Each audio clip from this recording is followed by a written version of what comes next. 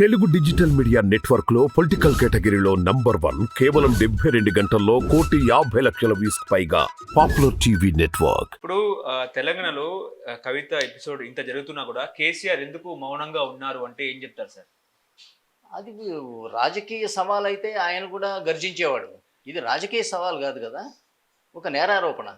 నేరారోపణలో ఏమనంటారు తొందరపడి? అందువల్ల ఆయన ఆయనే కాదు అసలు, అంటే బాధ్యతాయుతమైన మనుషులు దాదాపుగా ఎవరు గర్జించట్లా. కేటీఆర్ గర్జించాడా? లేదు కదా. ఇది ఎందుకంటే అసలు ఈ ఆరోపణే గలీజ్గా ఉంది, పైగా లిక్కర్కి సంబంధించింది, ఇటు పక్క చూస్తేనేమో ఆడపిల్లలకు సంబంధించింది. దీన్ని పెద్ద పెద్ద సవాళ్ళతోటి తీర్చుకునే రాజకీయ సమస్య కాదు ఇది. ఇదేముంది అట్లంటే ఢిల్లీ ముఖ్యమంత్రి ఉప ముఖ్యమంత్రి కూడా ఉన్నారు అందులో. అందువల్ల ఏంటంటే ఆయన ఏదైనా చెప్పడానికి ఏం చెప్తారో, ఆమె చేసిందని చెప్పాలా, చేయలేదని చెప్పాలా? చేయలేదనే చెప్పాలి. చెప్తే ఆ మాటకుండే విలువేంటి? కాకపోతే కార్యకర్తలు రెచ్చిపోయి అనవసరమైన అల్లర్లు జరుగుతాయి కాబట్టి ఆయన చక్కటి విజ్ఞతే ప్రదర్శిస్తున్నారని అనుకోవాలి. కార్యకర్తలు రెచ్చగొట్టకుండా.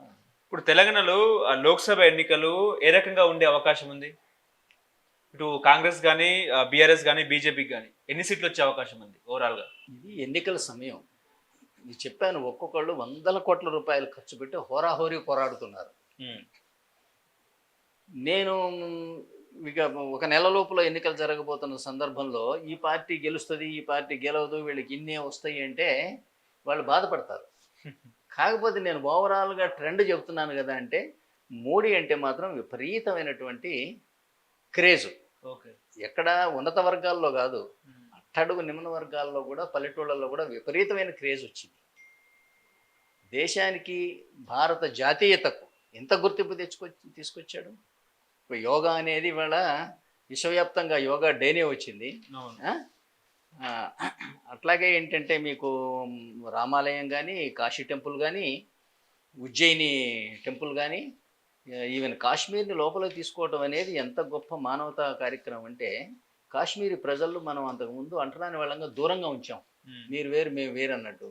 ఇది ఎంత విశాల హృదయంతో ఏంటంటే మీరు మేము ఒకటే, మీరు కూడా భారతదేశంలో అంతర్భాగమే, అందువల్ల మేము మీ దగ్గరికి వస్తాం, మీరు మా దగ్గరికి రావచ్చు.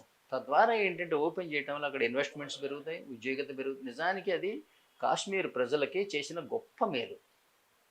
అది వాళ్ళు కూడా గుర్తిస్తున్నారు. ఇంతకుముందు ఏంటంటే మాతో మీరు సమానం కాదు, లేదా మీతో మేము సమానం కాదు అనే బదులు వన్ నేషన్ అన్న భావనలోకి తీసుకురావడం గొప్ప విషయమే కదా.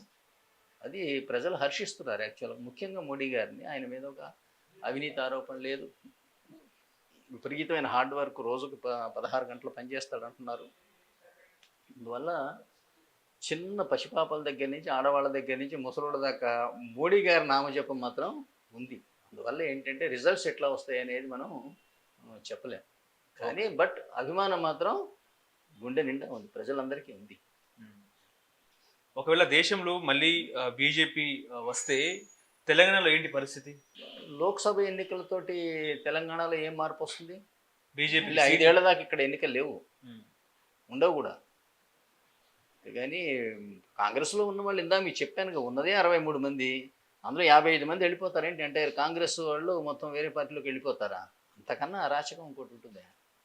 ప్రజలు ఎన్నుకున్న వాళ్ళని ప్రజలు ఫలానా పార్టీ వాళ్ళు మాకు శాసనకర్తలుగా ఉండాలి అని ఎంచుకున్నారు, లేదా ఫలానా పార్టీ వాడు మాకు కార్యనిర్వాహకాధికారిగా ఉండాలి అని ఎంచుకున్నాం. అందుకోసం రాజ్యాంగం ఇంత గొప్పది కదా అంటే అద్భుతం అన్నమాట. అదే మీరు ఒకసారి కార్యనిర్వాహక అధికారి అంటే ఎవరు? ఆర్టికల్ 53 ప్రకారంగా రాష్ట్రపతి. కానీ రాష్ట్రపతిని తొలగించడం ఎవరి తరం కాదు. అతను రాజ్యాంగ ఉల్లంఘన చేయకపోతే, రాజ్యాంగ ఉల్లంఘన చేస్తే పార్లమెంటు తీసేస్తుంది, ఆయనకు ఓటు వేయటానికి విప్పు ఉండదు. ఆయన గొప్పవాడు అనుకుంటే ఇవాళ మోడీ కనుక ప్రెసిడెంట్గా పోటీ చేయాల్సి వస్తే బహుశా ఇంచుమించు అన్ని పార్టీలు ఆయనకి వేస్తాయి.